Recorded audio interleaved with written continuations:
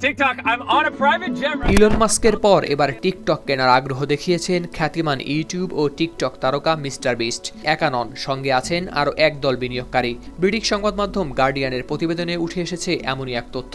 Mister beast খ্যাত এই তারকার আসল নাম জিমি ডোনাল্ডসন। সাম্প্রতিক সময়ে তিনি টিকটক কেনার ইচ্ছা প্রকাশ করে ফেলে দিয়েছেন শোরগোল।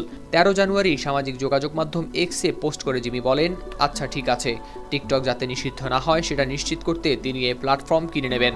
TikTok, we mean business. This is my lawyer right here.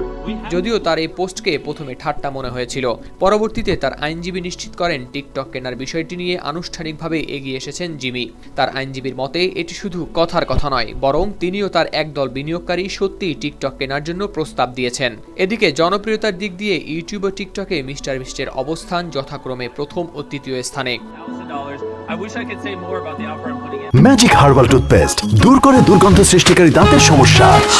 Yes, দেখাও তোমার ম্যাজিক। টিকটকের মূল প্রতিষ্ঠান বাইটড্যান্সকে মার্কিন প্রেসিডেন্ট ডোনাল্ড ট্রাম্প 75 দিনের সময়সীমা বেঁধে দেয় নিষিদ্ধ হওয়ার 12 ঘণ্টা পর আবারও যুক্তরাষ্ট্রে চালু হয় টিকটক।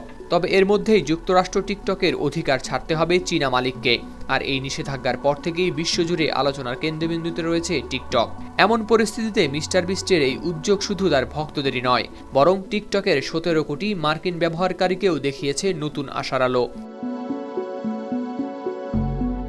এদিকে বিনিয়োগকারীদের এই দলের নেতৃত্ব দিচ্ছেন জেসি টিনসলে নামের এক অভিজ্ঞ উদ্যোক্তা। তার মতে তারা এমন একটি সমাধান খুঁজছেন যা ব্যবহারকারীদের অভিজ্ঞতা অটুট রাখবে ও জাতীয় নিরাপত্তার উদ্বেগও দূর করবে। তবে শুধু মিস্টার বিস্টই নন, টিকটক কেনার ইচ্ছা প্রকাশ করেছেন আরও অনেক বড় নাম।